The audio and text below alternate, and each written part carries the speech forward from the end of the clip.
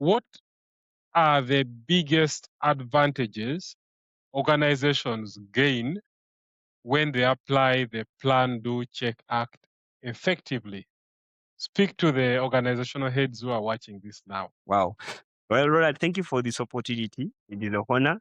If we have an organization head watching this, I know Ronald's audience is quite big. I like to share just a list that I had drafted earlier on that you would find very interesting and it could save your organization one way or the other.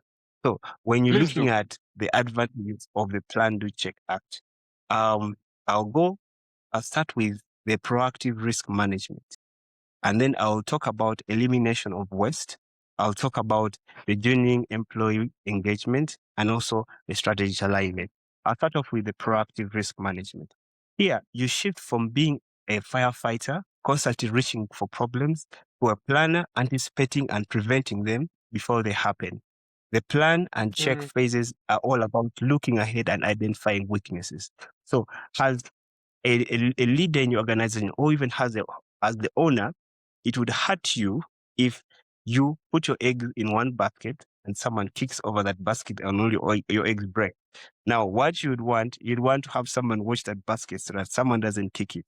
So this is an insurance. The Plan Do Check Act is an insurance. And remember, the investment may actually not be as expensive as you think. It's about getting a professional who can do the investigation or engage actively with your already on-site technical team to help them identify or even learn to identify the challenges already in place and to improve them. Remember, the key activity here is to improve the system already in place. Then I mentioned about elimination of waste. Now, the Plan Do Check Act helps you to stop doing things that don't work. How many safety procedures are in place that everyone ignores because they are impractical? The check phase reveals the waste. The act phase lets you fix or eliminate it, saving time, money, and frustration. So I talked about kicking a bucket earlier on. Now, Yes. there are some businessmen who actually would say, okay, if I lose $1,000 US, it's okay. Another one will say, if I lose $100,000 US, it's okay.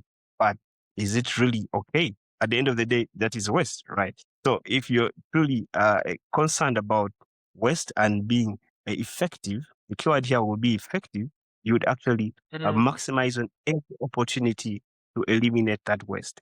The third point I looked at was genuine employee engagement. Now, when people see that their feedback from toolbox talks, near miss reports, and audits actually leads to change, they become engaged. It stops being the safety department's rules and becomes how do things around here stay safe. It builds culture, trust, and ownership. Engaging the team always brings a sense of ownership.